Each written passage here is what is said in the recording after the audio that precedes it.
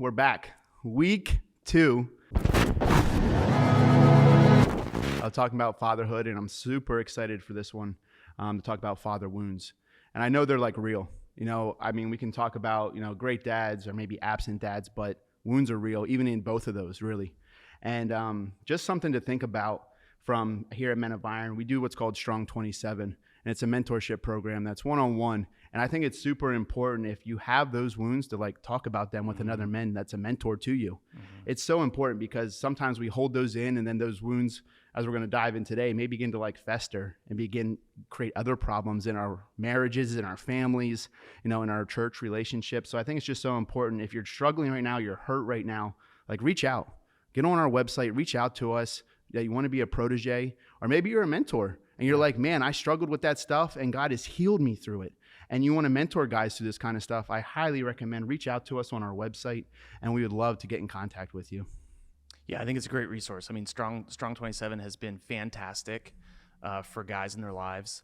And there's a lot of guys that have worked through this father wound situation because it's very common. I think it's important that we recognize that this is a super, super common struggle. It paints a lot of people's lives. Yeah. And we do want to give you the tools and resources to be able to help you just work through those things and become a guy that knows God and knows their purpose. Yeah, it's so important because I think what's the best part about it is that it's the tools. Yeah, we could talk about it, but this actually gives you the tools to actually do the work. Yeah, and that's what I love about the Strong 27. Yeah, but today we're going to dive into father wounds, and this topic I think can be tough. Mm-hmm. It's a tough thing to talk about because I think there's very much extremes in the situations where it can be really, I had an absent father, so I could have I have a wounded area in that, or I could have a great dad and I could still have wounds though. Yep. I think that's something that we can get mixed up, that wounds just go away if my dad was great. And if I didn't have a dad, my wounds are now, I just automatically have them. Yeah. But I think it's so important that we just address, what is a father wound and what that looks like. Yeah. I'll tell you what, man, I feel like I grew up and lived a fairly sheltered life. My world was pretty small. It's like a Mennonite kid in Belleville, Pennsylvania. I did not know about this. I guess, to be frank, I just did not know that this was a thing. I was pretty thankful for my dad. We had pretty typical father-son, tensions that we worked through. I think my eyes really started to get open when I left. And so I left high school, and I know it probably makes me sound kind of dumb, actually. You didn't know that people had problems with their dads until you were 18. I'm like, well, kind of. I went to work at this boys camp where we worked primarily with kids that were in legal trouble. Wow. So sometimes I say I worked at camp, they're like, oh, that's cool, I worked at summer camp. I was like, no, this was not summer camp. This was juvie with tents. Oh, wow. And what was astounding to me, I had 12 kids that I was in charge of, and they all had unique, different kinds of problems. I was shocked, honestly, how many of those kids, a lot of it came down to man, you have a lot of wounds from your father.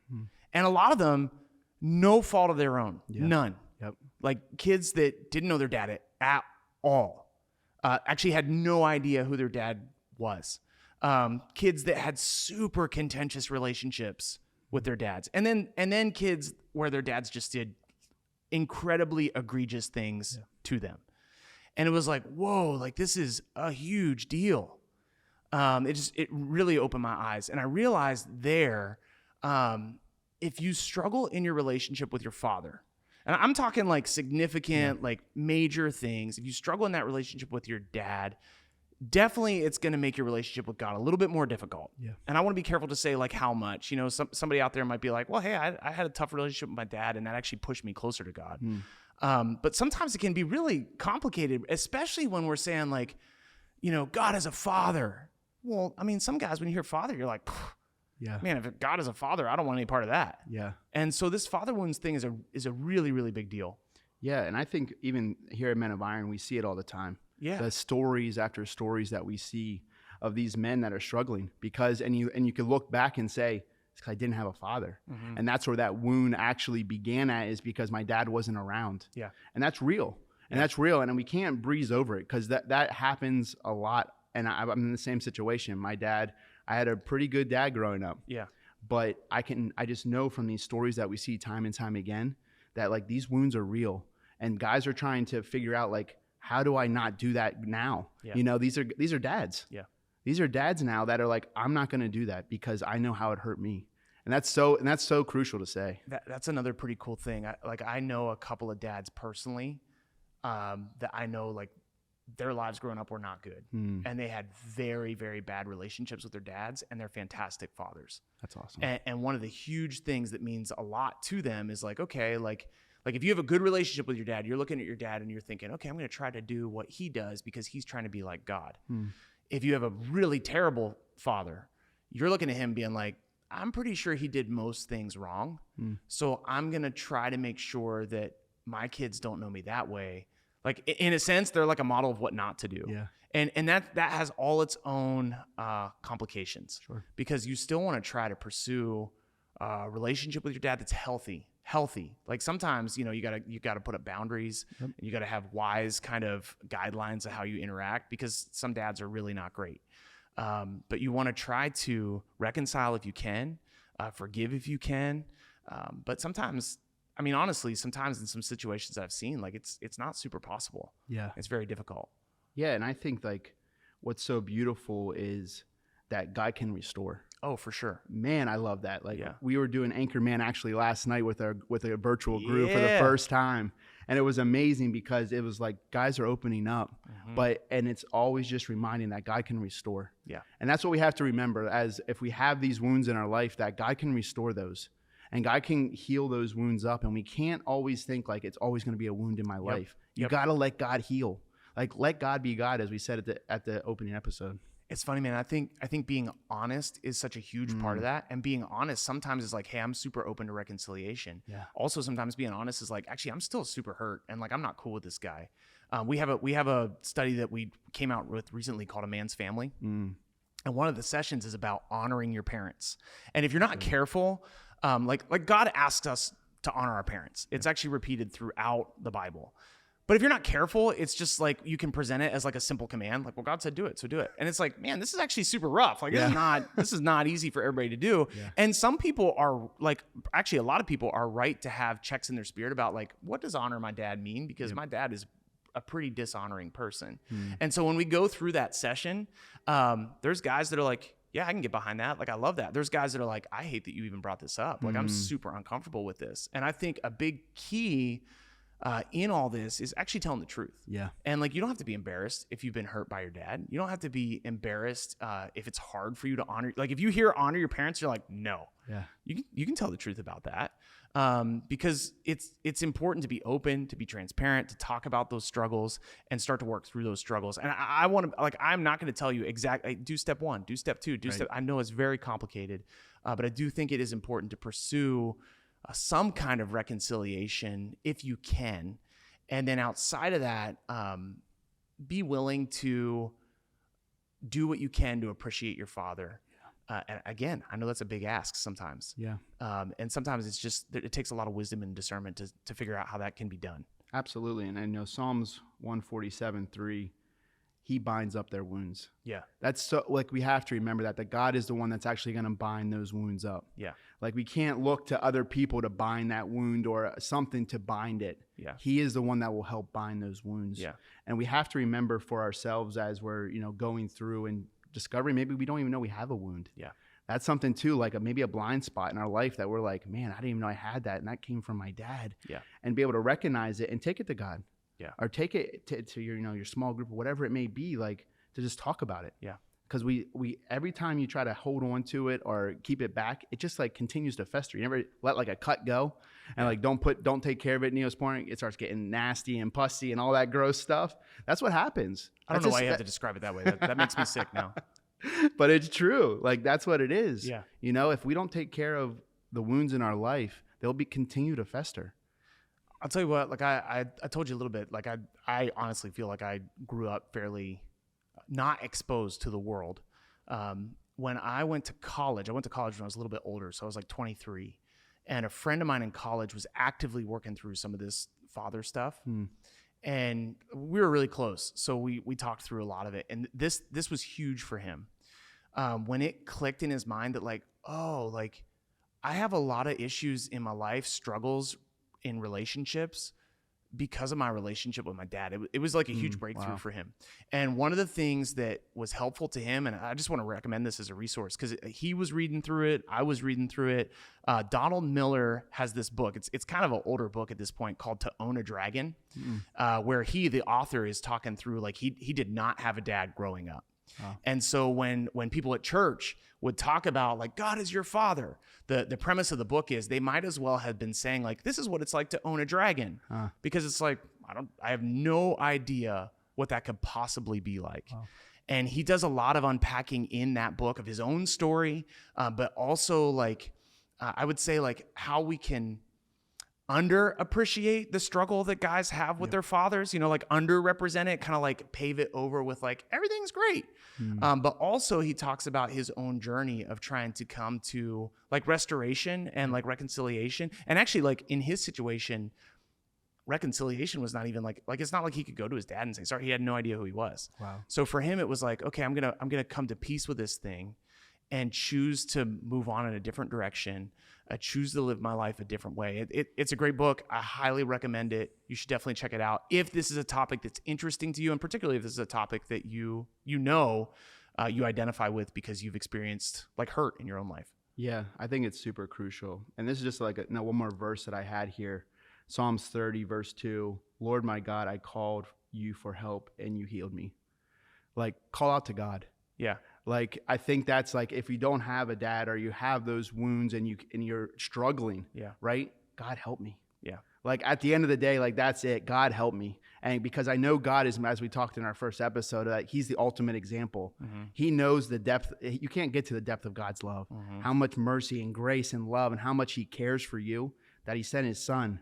Right. So crying out to that, like that love is what I'm crying out to. Yeah. That's the God that I'm crying out to as I need help in this wound that I have. Yeah. And I don't, and it gets to the point that it's just like, just heal me.